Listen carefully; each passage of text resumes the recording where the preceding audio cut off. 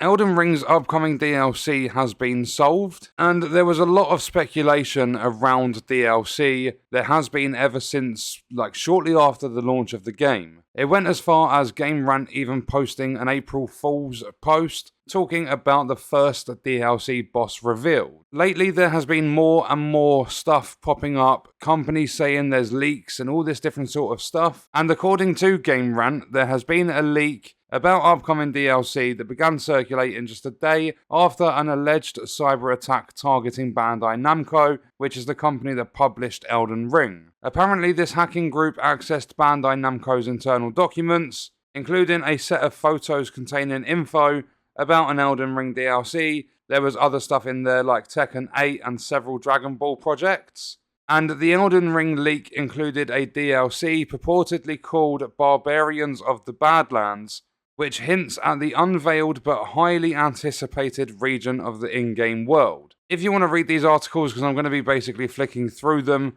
I will leave them linked in the description. And he carries on to say the purported Elden Ring DLC appears to be on FromSoftware's longer end of the list regarding upcoming releases, and various speculations suggest a third quarter fiscal year 2023 release window. So that would be towards the end of 2023. It carries on to say this isn't as surprising considering the size of the DLC that seems to tie the Badlands that Godfrey and the Tarnished ventured to when exiled from the Lands Between. The other option is that the Barbarians come to the Lands Between seeking revenge for Godfrey's defeat. Ultimately, the possibilities are endless. Fans have also speculated that the fogged over areas that are in the centre of the in-game world could be the DLC's location. Many fans have also noted that the area sits in the centre between the sacred towers. People are regarding this as more than a mere coincidence. Other fans are talking about the future DLC, and it might be centred around the in-game Colosseums, bringing more battleground and PvP focused elements into Elden Ring. Then it carries on to say the most important part of this video. With all that said, however, the chances are high that the entire leak is fake. It also says a red flag towards this leak is the one that suggests that it's got an 18-month development cycle, which is apparently way too long for a content expansion that's being made using the existing content elements. Then they've got a comparison. The first Dark Souls 3 DLC came only 8 months after the game was released. But then they also say Elden Ring is bigger and its world is a lot more pleasing, but 18 months is still way too long. Who is 18 months too long for? If you enjoy Elden Ring, if you love the game, then surely them putting a shitload of time into DLC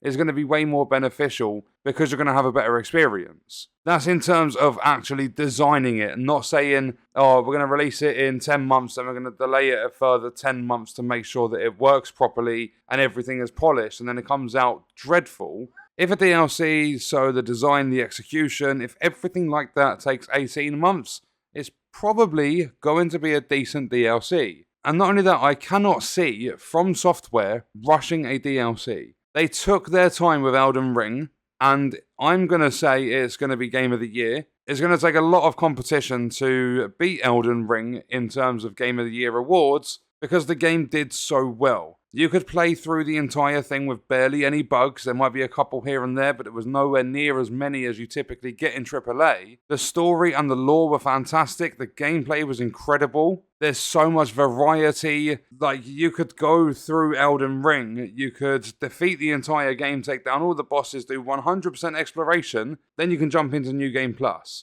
But it's not just New Game Plus. You get extra runes, so you can level up a little bit faster when you go through to New Game Plus, because you're earning the runes faster. But not only that, you go through to New Game Plus, then you go to Plus 2, 3, 4, 5, 6, and they actually set the game out to have 7 New Game Plus runs for each character. And you can start a brand new character. You can have one of every single class played at the same time. So you start off with a wretch, then you start off with an astrologer. You can switch between the characters and you can start a new playthrough for all 10 character classes, and they all get saved on the game. Elden Ring is huge. There are vertical layers to the open world map.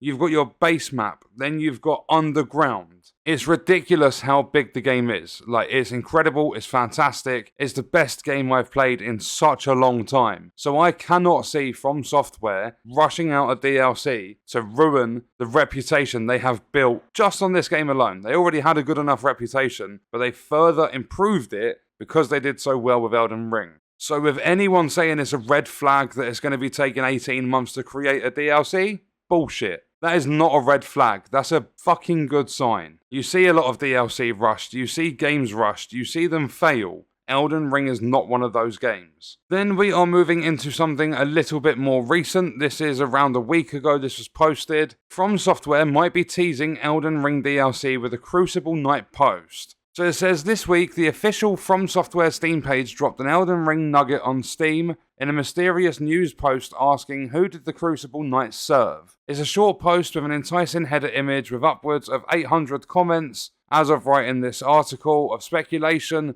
asking the developer for certain features, so ultra-wide support and things like that. And the post read, the majority of these powerful warriors served but one master. Think not of the outlier, gone to the Volcano Manor. His exception demonstrates the rule. And you, did you defeat this vigorous knight? Then it says that it's very mysterious. It talks a little bit more about the Crucible Knight. It's a field boss in one of the Ever jails. And like you get variations as you progress through the game. Stormhill Castle, Siofra River, Siofra Aqueduct. Then you get them later on in Lendal and Crumbling Farum Azula. It basically goes on to talk about some of the descriptions for the items like the helmet and the talisman. Then again, it's all just about speculation. Could this Steam post be a teaser for Elden Ring DLC that's related to the Great Tree and the Crucible Knight's source of power? Who knows really, but FromSoftware hasn't posted any similar raw lore blurbs on its Steam page like this before. It's also the first news on the page at all in nearly 2 months. Though it does mostly match an official tweet from July 5th, but it could just be someone's clever way of drumming up interest in the game again in a way that has nothing to do with actual future plans. If so, it's a good marketing gambit either way. So basically, at the moment, it is confirmed that there is fuck all on the way for Elden Ring. Due to the success of the game, there's a high possibility there will be a future DLC. But FromSoftware and Bandai Namco will let us know when they are ready. It's nice to have speculation. It's nice to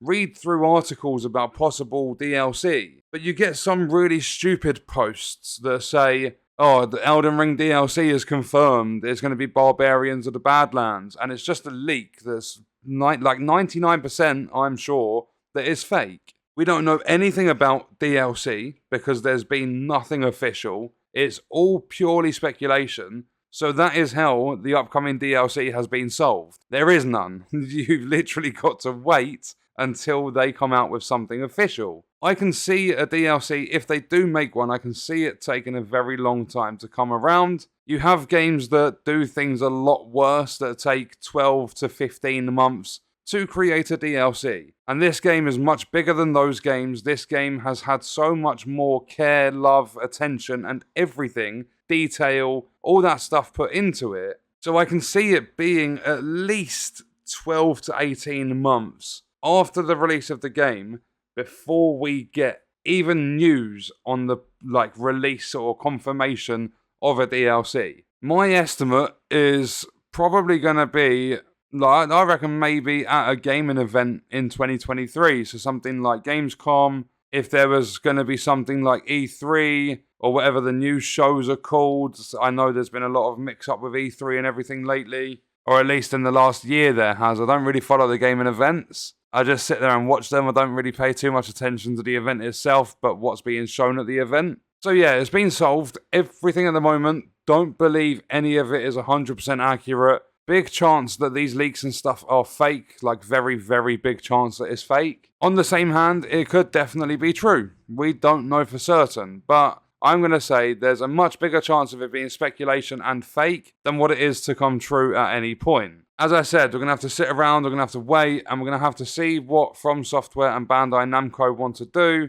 because there's also a chance the game never ever receives DLC. They might just move on. However, I don't think they're going to do that because the game has been so successful. I would love to see DLC come out anytime from now until whenever it actually comes out. I would even like to see things along the lines of, let's just say, some like story behind bosses. So if you look at some of the lore for the game, not that I know anything about the lore, but as an example, say Millennia or even say Radahn had a really tough time getting to where Radahn was. If we could go through a gameplay sequence of what it was like for Radahn to get to where Radahn was, so we get to take down enemies that Radahn once fought, or something like that. I think any DLC will be amazing for Elden Ring, just purely because it's coming off the success from the base game. They put so much attention into it, they put so much love into the game. I reckon they would do exactly the same thing with the DLC. I reckon it would be a lot of fun, there'd be so much variety to it, but we're going to have to wait and see what happens. So remember, don't go thinking anything is 100% accurate. It's all speculation, all just leaks and rumours and things like that. But check out this video if you want to see other Elden Ring content on the channel. That's going to do it for this one. I'll see you in the next video. I hope you guys enjoyed it. Thank you for watching.